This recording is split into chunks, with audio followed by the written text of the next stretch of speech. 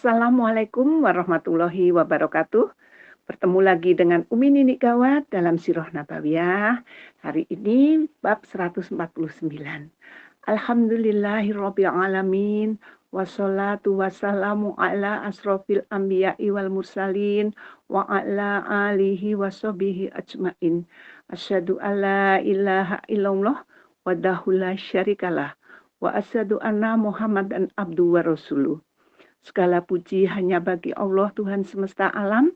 Semoga sholawat dan salam tercurah kepada Nabi dan Rasul yang paling mulia, teladan kita, yaitu Nabi Muhammad SAW, kepada keluarga dan sahabatnya seluruhnya.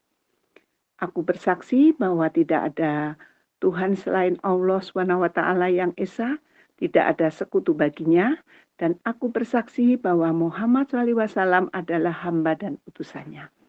Para pendengar Sirah Nabawiyah yang dirahmati Allah SWT, dengan kita semakin mencintai Rasulullah, kita akan selalu membaca, mendengarkan, dan mencari bagaimana kisah-kisah Rasulullah agar kelak kita di akhirat mendapatkan syafaatnya dari baginda Nabi besar Muhammad SAW atas izin dan ridho Allah Subhanahu wa taala.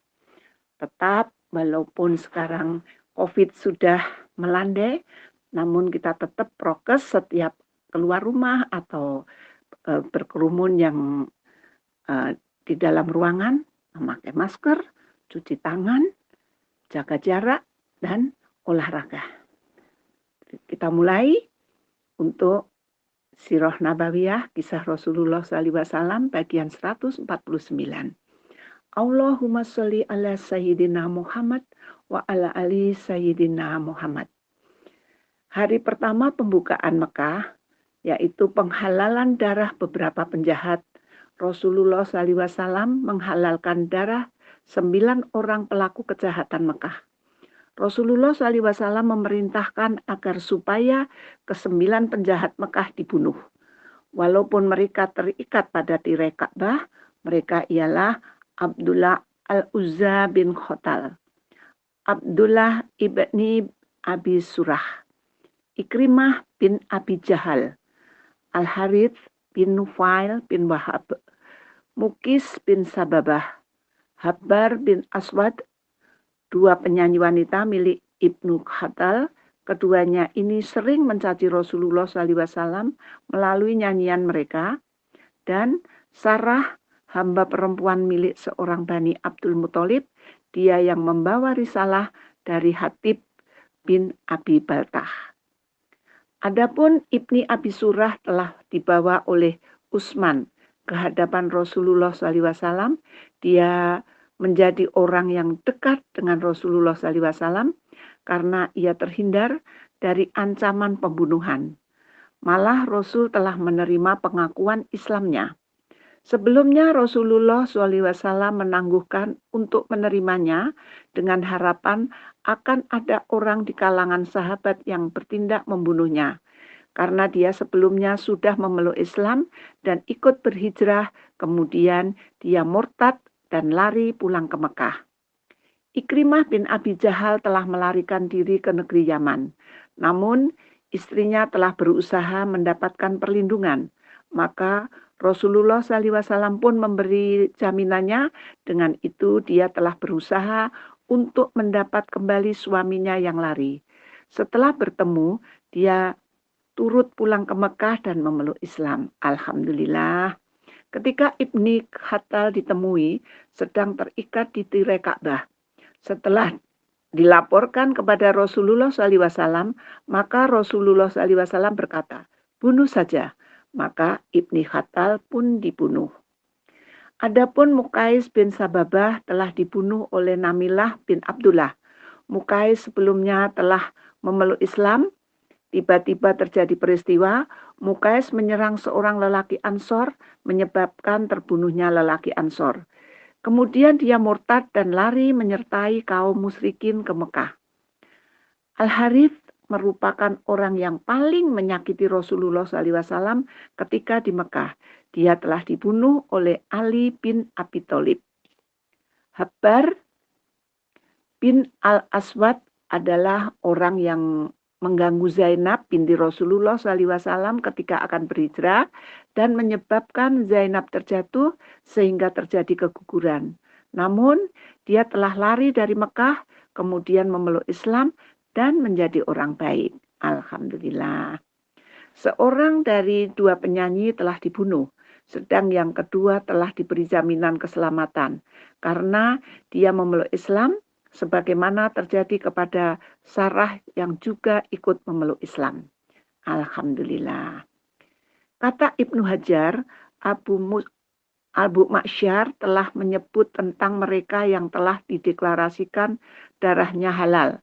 Mereka ialah Al-Harith bin Talatil Al-Khuzai dan dia telah dibunuh oleh Ali. Al-Hakim menyebut bahwa di antara mereka yang dihalalkan darahnya ialah Ka'b Zuhair.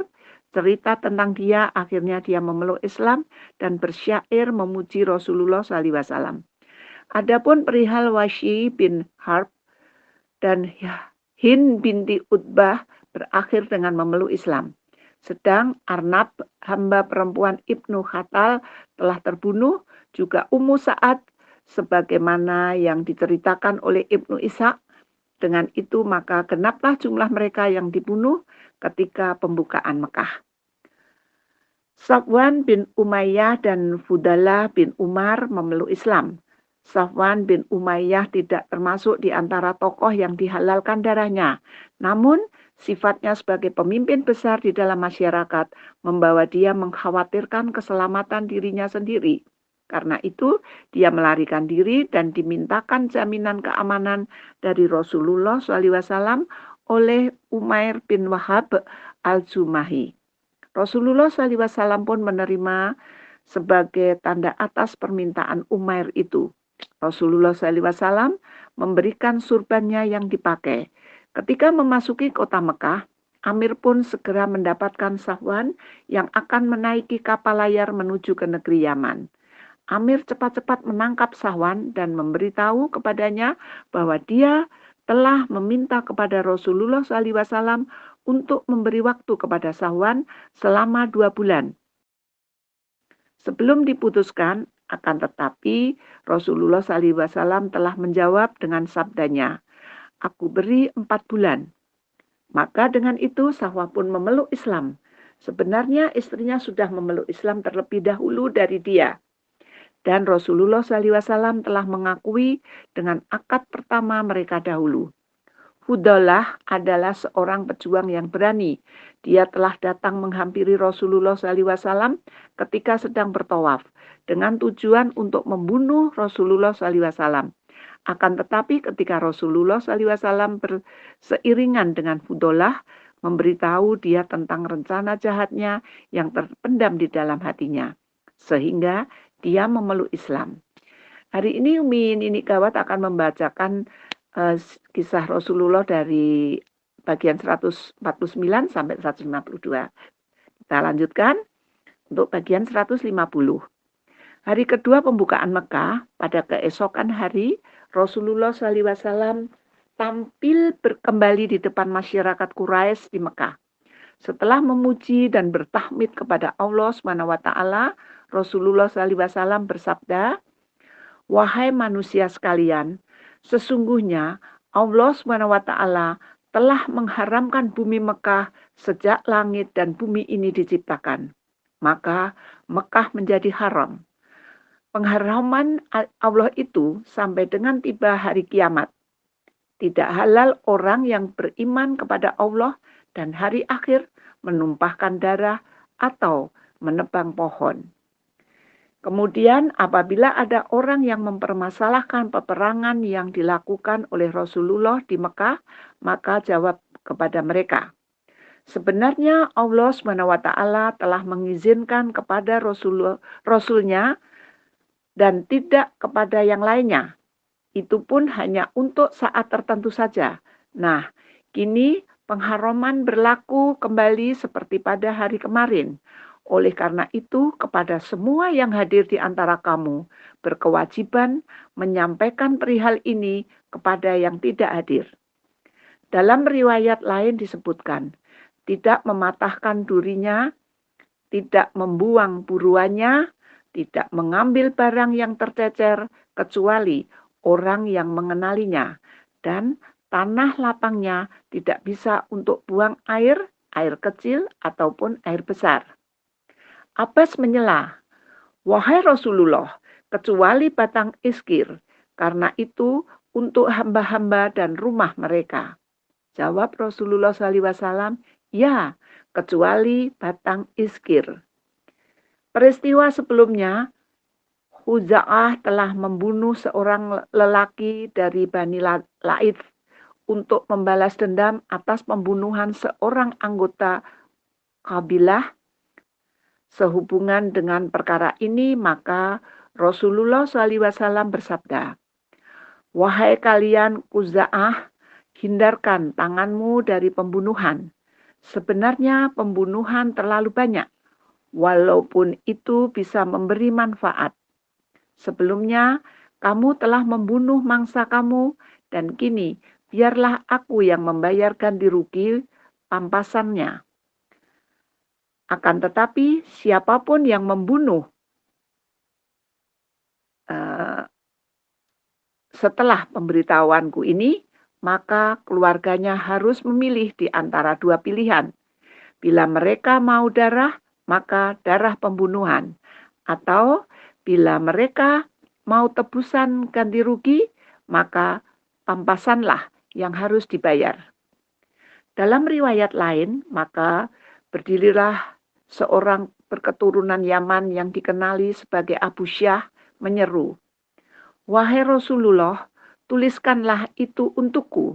Maka kata Rasulullah, "Ayo, tuliskanlah untuk Abu Syah."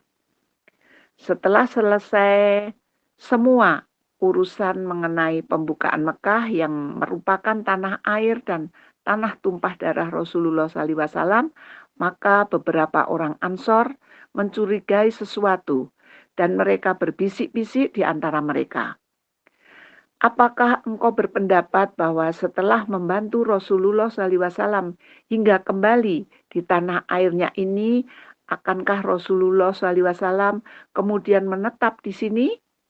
Maka saat itu Rasulullah SAW sedang menadah tangannya berdoa di atas bukit Safa.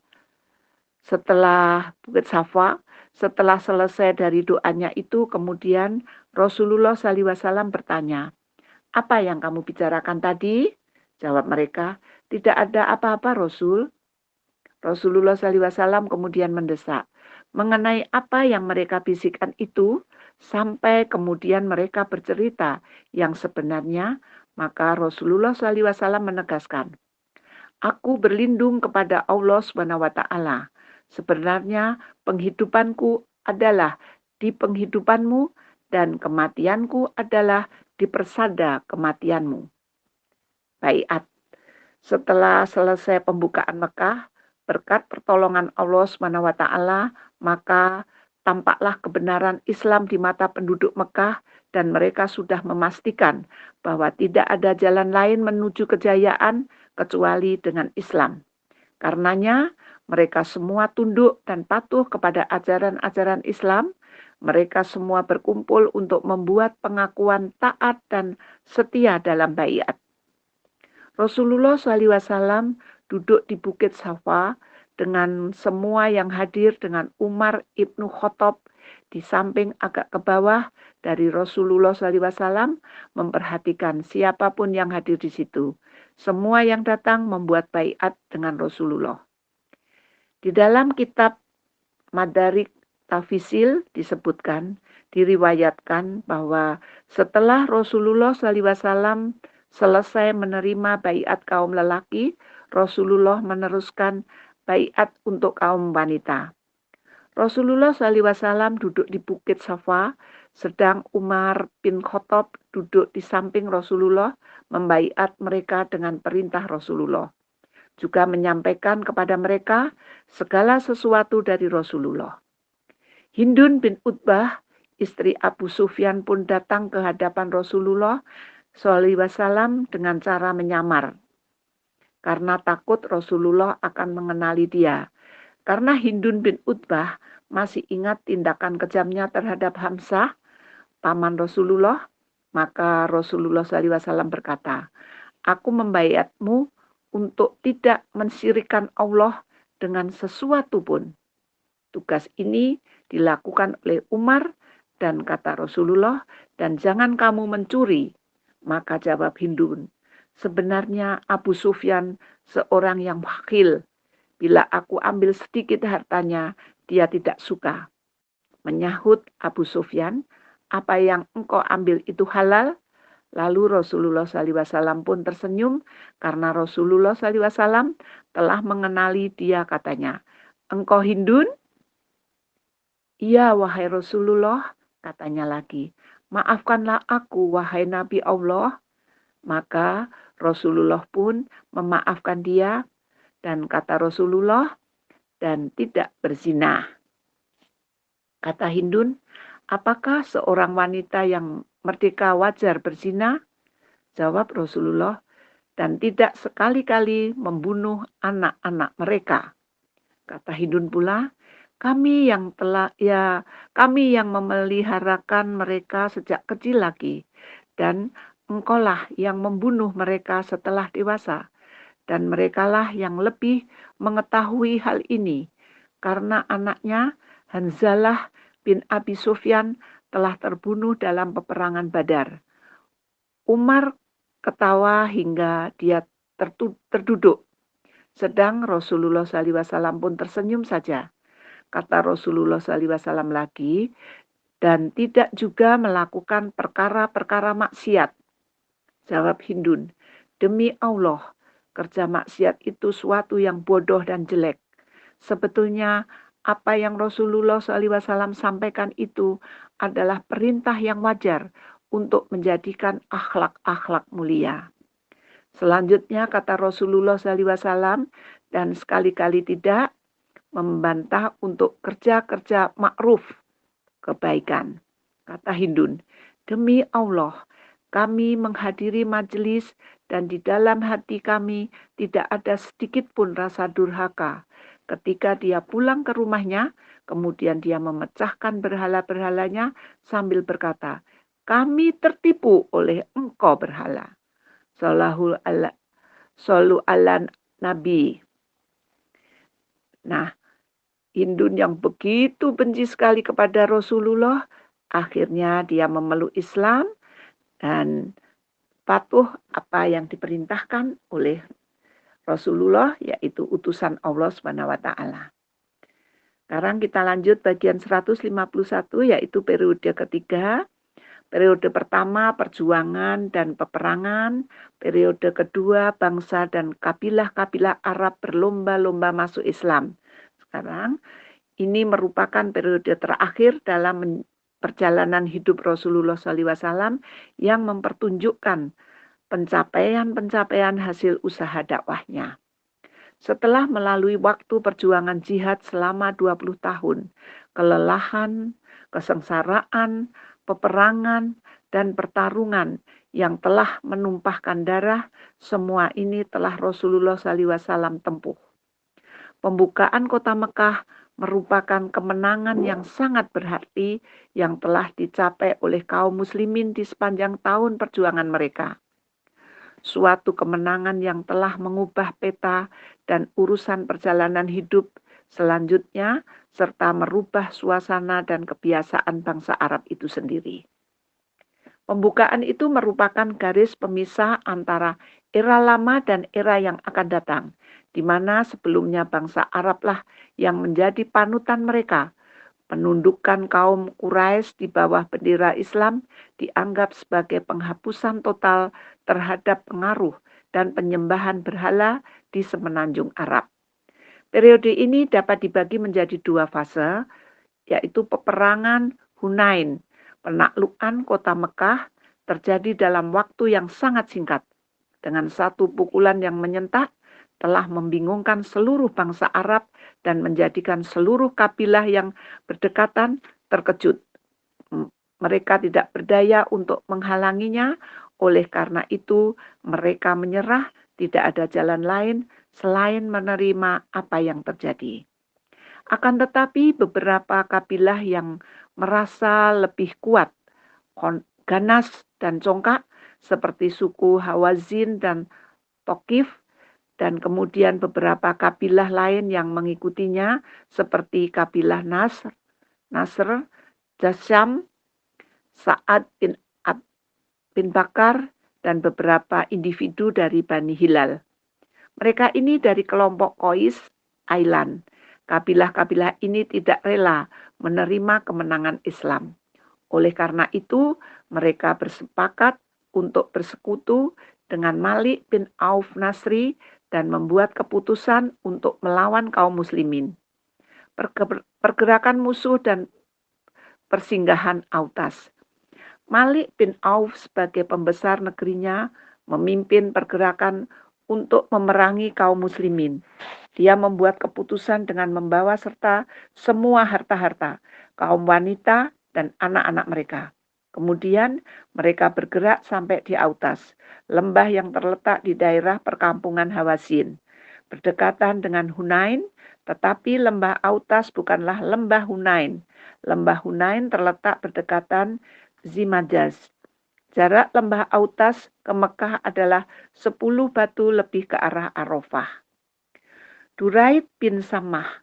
Ketika Malik bin Auf turun bersama orang banyak di Autas, di antara mereka adalah Duraid bin Samah, seorang yang usianya sudah lanjut dan buta, akan tetapi memiliki pengetahuan tentang peperangan, berani dan berpengalaman. Tanya Duraid, di lembah kamu sekarang? Jawab yang hadir, kita sekarang di Autas. Maka kata dia, itu adalah tempat baik untuk kuda-kuda. Dia berpikir bahwa tidak ada peristiwa yang menyedihkan dan tanah lapang tidak diserang, tetapi apa itu? Aku mendengar suara-suara unta dan teriakan keledai, bahkan kedengaran tangisan anak-anak dan suara kambing. Jawab mereka, sebenarnya Malik bin Auf telah mengerahkan habis-habisan. Bersama-sama prajurit adalah kaum wanita, harta-harta, dan anak-anak mereka. Kemudian dia menemui Malik bin Auf dan menanyakan, kenapa semua dibawa?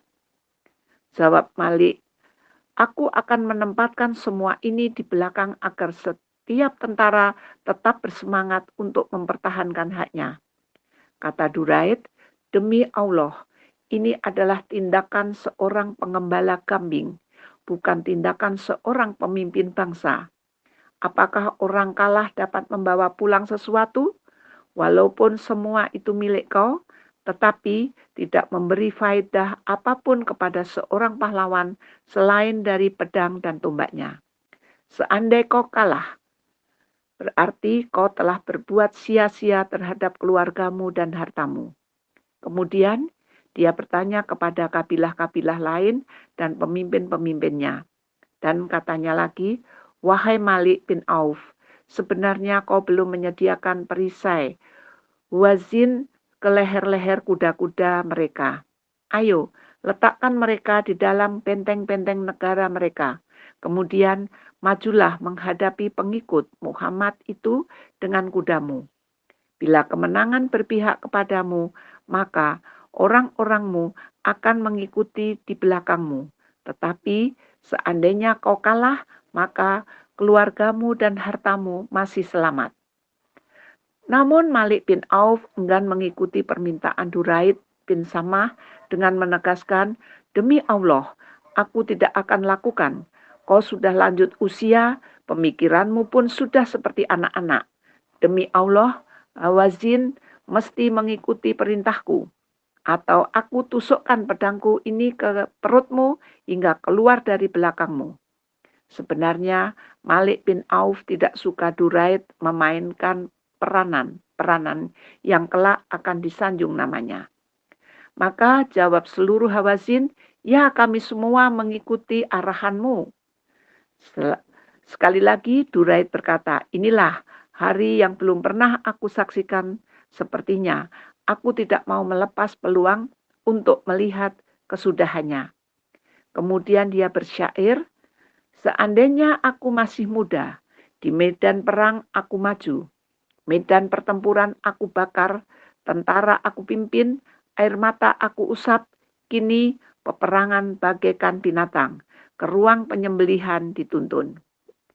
Pengintai Malik bin Auf, beberapa orang mengintai yang dikirim oleh Malik bin Auf datang kembali kepadanya, memberi laporan dalam keadaan suara menggeletar. Kata Malik bin Auf, "Apa ceritanya?" Jawab mereka, "Kami dapati tentara serba putih di atas belakang kuda-kuda merah dan putih. Kami ketakutan dan inilah laporan kami." Pengintai Rasulullah SAW, Rasulullah SAW telah mendapat pemberitahuan tentang pergerakan musuh. Sebagai tindakan, maka Rasulullah SAW mengutus Abi Haddad Aslami agar dia menyusup masuk ke tengah-tengah musuh dan tinggal di sana untuk mendapatkan informasi lengkap mengenai mereka. Abu Haddad pun berangkat. Nah, bab 152, Rasulullah SAW pun bergerak meninggalkan Mekah menuju Hunain. Tanggal 6 bulan Syawal tahun ke-8 Hijriah bertepatan dengan hari Sabtu, Rasulullah SAW pun bergerak keluar dari Mekah. Hari itu genap 19 hari Rasulullah SAW memasuki dan berada di Mekah. Rasulullah SAW bergerak dengan kekuatan sebanyak 12.000 tentara Islam. 10.000 adalah mereka yang berangkat bersama Rasulullah SAW ketika pembukaan Mekah. Selebihnya adalah penduduk Mekah, kebanyakan mereka masih baru menganut agama Islam. Rasulullah SAW pun telah meminjamkan 100 pasang baju besi dengan kelengkapannya. Sebagai pemegang kendali tanggung jawab Mekah, Rasulullah SAW menunjuk Utab bin Usaid sebagai amirnya. Menjelang petang, seorang prajurit berkuda telah datang menemui Rasulullah SAW dan berkata, "Saya telah naik ke bukit itu dan bukit ini, dan saya telah melihat kabilah Hawasin yang telah bergerak keluar dengan seisi rumah mereka, wanita-wanitanya, unta-unta, dan harta-hartanya."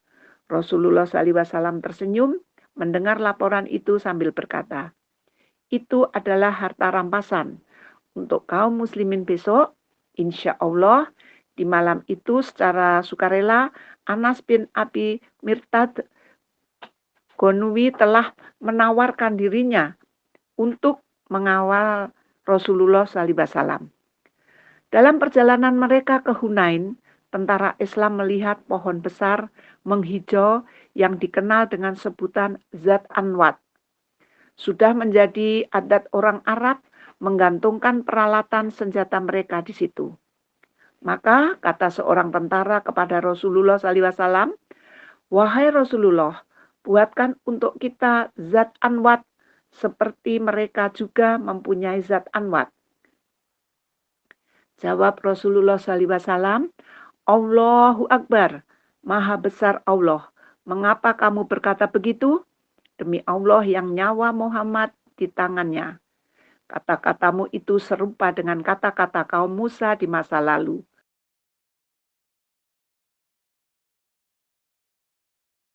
Jadikanlah untuk kami Tuhan, sebagaimana mereka mempunyai Tuhan." Dan Musa berkata, "Sesungguhnya kamu ini kaum yang jahil.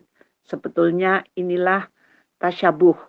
Dan sebenarnya kamu akan mengikuti jalan-jalan orang yang musyrik jahiliyah terdahulu."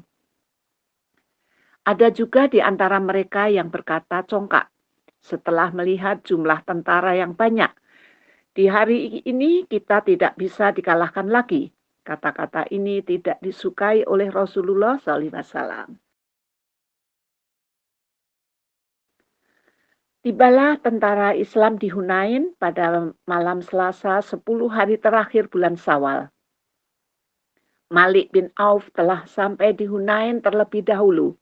Dia telah menyusun taktik tentaranya di lembah Hunain dengan meletakkan kelompok penyerang di sepanjang jalan dan pintu masuk, bahkan di seluruh lereng-lereng bukit Hunain dan lorong-lorongnya, Dia memberi petunjuk agar mereka memanah tentara Islam apabila mereka muncul di situ. Di penghujung malam, Rasulullah SAW menyusun strategi tentaranya. Rasulullah SAW membagi tentaranya menjadi pasukan-pasukan dan unit-unit. Di awal subuh mereka berjalan menuju ke lembah Hunain. Ketika tentara Islam turun ke lembah, tiba-tiba mereka dihujani anak panah oleh tentara Malik yang telah lama menunggu di situ. Serentak unit-unit tentara musuh menyerbu mereka, tentara Islam pun kalang kabut, mundur ke belakang, lari tunggang langgang. Abu Sufyan berkata, kekalahan mereka ini tidak akan berhenti, kecuali mereka mundur hingga pesisir Laut Merah. Dalam keadaan kelam kabul, Jibilah atau Kildah bin Junaid berteriak, hari ini sihir Muhammad sudah tidak mempan lagi. Rasulullah SAW mengelak ke sebelah kanan sambil berteriak, wahai kalian semua, ayo ke sini. Aku adalah Rasulullah SAW. Aku Muhammad ibni Abdullah. Yang tetap bersama Rasulullah dalam keadaan kritis ini hanya beberapa orang dari kaum muhajirin dan keluarga Rasulullah SAW. Dalam situasi yang sangat kritis ini muncullah keberanian Rasulullah SAW yang tidak ada bandingnya. Rasulullah tampil di depan kaum kafirin dengan menyambuk keledainya sambil berteriak, aku adalah nabi yang benar, tidak berdusta. Akulah putra Abdul Muthalib. Abu Sufyan bin Harith kemudian memegang tali keledainya dan Abbas pun dengan kendaraannya, keduanya membantu Rasulullah SAW agar keledai tetap terkendali. Kemudian Rasulullah SAW turun dari keledai dengan tangan memohon kepada Allah SWT sambil berdoa. Ya Allah, ya Tuhanku, turunkanlah pertolonganmu. Tentara Islam maju kembali meneruskan peperangan. Rasulullah SAW meminta pamannya Abbas yang memiliki suara lantang untuk berteriak kepada semua para sahabat dan tentara Islam yang mundur. Kata Abbas, mana dia para sahabat setia? Demi Allah, ketika mereka mendengar teriakan itu, mereka balik ke depan bagaikan kembalinya seekor lembu yang marah.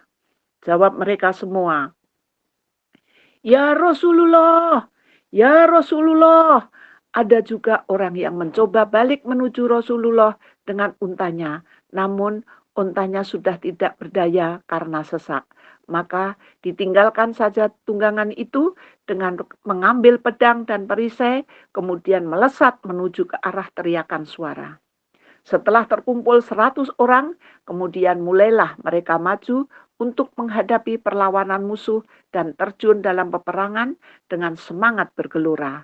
Kemudian terdengar teriakan membahana khusus ditujukan kepada golongan Ansor. Lebih khusus lagi kepada golongan Bani Harith bin Khazraj. Dengan demikian, kelompok-kelompok Islam mulai tampil ke medan pertempuran lagi, sampai situasi medan pertempuran pulih kembali. Kini, kedua-dua belah pihak saling menyerang pihak lawannya. Rasulullah SAW melihat ke arah medan pertempuran nampak begitu sengit dan dahsyat, masing-masing pihak ingin segera memenangkan pertempuran. Rasulullah SAW bersabda, kini peperangan memuncak. Kemudian Rasulullah pun mengambil segenggam pasir dan melemparkannya ke arah musuh sambil bersabda, buta mata kalian. Dengan izin Allah SWT, setiap mata tentara musuh terkena lontaran pasir Rasulullah SAW sehingga membuat mereka kalang kabut dan mundur. Kekuatan musuh terpecah. Tidak beberapa lama kemudian, setelah Rasulullah SAW melemparkan pasir ke muka tentara musuh, tampaklah kekalahan mereka. Dari pihak Thaqif, 70 orang tentara terbunuh. Dengan demikian, kaum muslimin memenangkan peperangan dan memperoleh harta rampasan dan peralatan senjata musuh termasuk kaum wanita menjadi tawanan. Firman Allah SWT menyebutkan, A'udzubillahi minasyaitonirrajim, Bismillahirrahmanirrahim. Sesungguhnya Allah telah menolong kamu, hai para mukminin, di medan peperangan yang banyak. Dan ingatlah peperangan Hunain, yaitu di waktu kamu menjadi congkak karena banyaknya jumlahmu, maka jumlah yang banyak itu tidak memberi manfaat kepadamu sedikit pun. Dan bumi yang luas itu telah terasa sempit olehmu.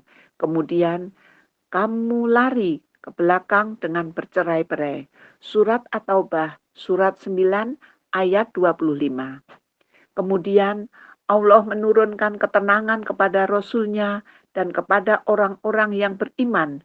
Dan Allah menurunkan bala tentara yang kamu tiada melihatnya. Dan Allah menimpakan bencana kepada orang-orang yang kafir. Dan demikianlah pembalasan kepada orang-orang yang kafir.